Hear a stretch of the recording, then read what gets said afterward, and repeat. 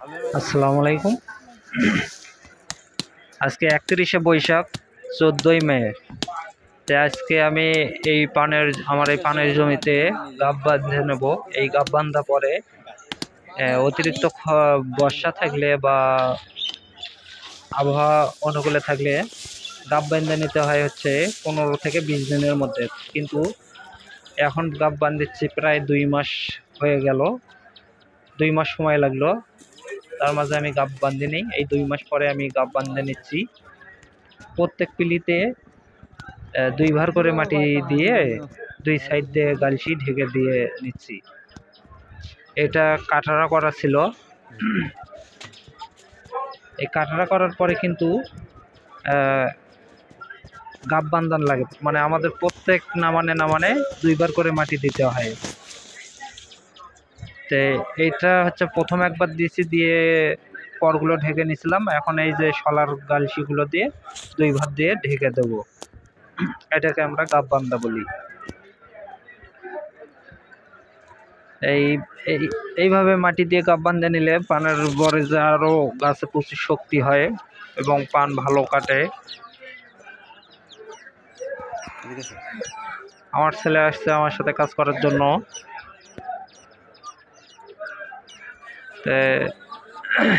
দেখুন কিভাবে দিচ্ছে। এই যে এখানে আছে 1 ভার, 2টা টুকরি মিলে এখানে 1 ভার। এই যে এইভাবে ছিটিয়ে দিচ্ছে। এই পিলিতে আরো 1 ভার নিয়ে আসবে। পরবর্তীতে এগুলো 2 সাইড দিয়ে তুলে দেবে। যে ভাই এখানে এসলো, এখানে মাতামাতি যে ছিটিয়ে দিচ্ছে, তারই উপর দিয়ে আমি সার দেব।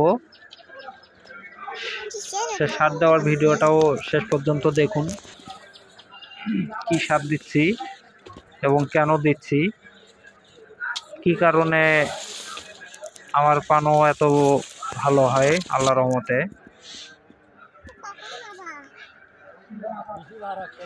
তো যাই হোক, আজকে এই মাটিটা দেওয়ার পরে কিন্তু মাটি দিতেই আবার বৃষ্টিও পাইছে। আল্লাহর রহমতে খুব ভালো হয়েছে আমার জন্য। আর পুরোভাবে কাজটাও করতে পারি নাই, এই জমিতে একটু কাজ বাকি আছে। এই বৃষ্টির কারণে কাজ একটু স্থগিত থাকলো। এখানে মাটির পালায়, এই মাটিগুলোই কিন্তু এই বরজে চলে যাবে এই 1 বৎসরে।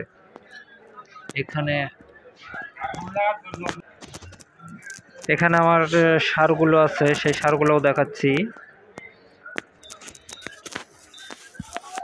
এই সারগুলোই এই মাটির উপর দিয়ে ছিটিয়ে দেব। এই মাথা থেকে ওই মাথা পর্যন্ত আমার পানের বরজ। এই যে মাটি নিয়ে যাচ্ছে, এইটা হচ্ছে 2 টুকরি মিলে 1 ভার, এইরকম 2 ভার করে দেবে। তাহলে 4 টুকরি পড়বে একটা পিলিতে। আমাদের এখানে বৎসরে 4টা নামান দেওয়া পড়ে। এই 4টা নামানে তাহলে 8 বার মাটি দেওয়া পড়ে। প্রত্যেক নামানে 2 বার করে মাটি। আষাঢ়ে নামানো 2টা এবং কাটরা হচ্ছে 2টা। বর্ষা মৌসুমে 2টা আষাঢ়ে পড়ে এবং খরা মৌসুমে 2টা কাটরা পড়ে।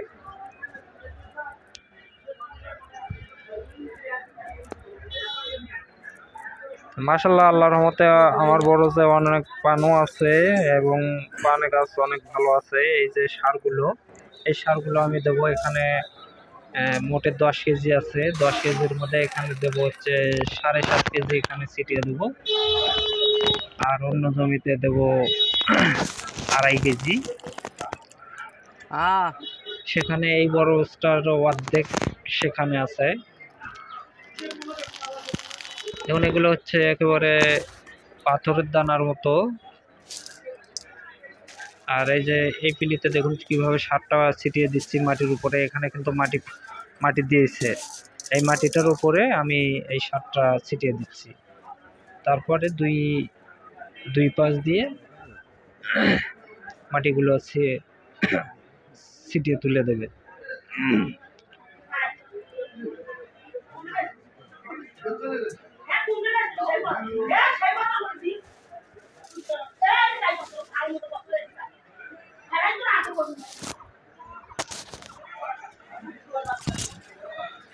এই যে কিরকম সার ছিটাইছি উপর দিয়ে।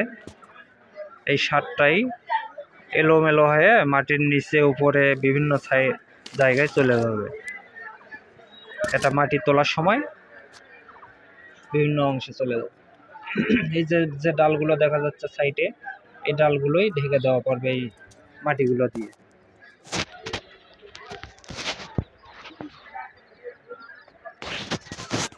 বিভিন্ন জায়গায় বিভিন্নভাবেই পানের বরজ নামিয়ে নেয় এবং বিভিন্নভাবে মাটি দেয়। তারা নাকি কেউ আবার বছরে একবার মাটি দেয়। এই যে কিভাবে তুলে দিচ্ছে, এটাই হচ্ছে গাব বান্ধা। আষাঢ়ে হোক বা কাটার জন্য হোক, গাব বেঁধে দিতেই হবে। এইটাকেই আমরা গাব বান্ধা বলি।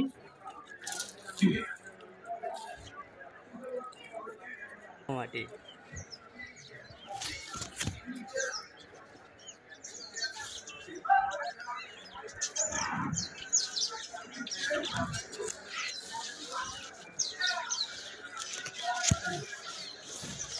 এগুলো আপনারাও এইভাবে দিবেন মাটি, তাহলে আল্লাহর রহমতে পান অনেক ভালো হবে। এটা শুধু খালসা মাটি। খালসা মাটি বলতে এই মাটিটা কিন্তু রেডি মিক্স না, এটা শুধু সাদা মাটি। এতে কোনো গোবর সার বা জৈব কোনো কিছুই মিক্সার করে রাখিনি।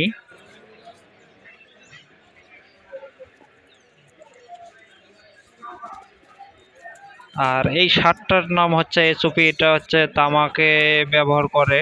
এতে নাকি পটাশের পরিমাণ আছে বেশি এবং সালফার আছে।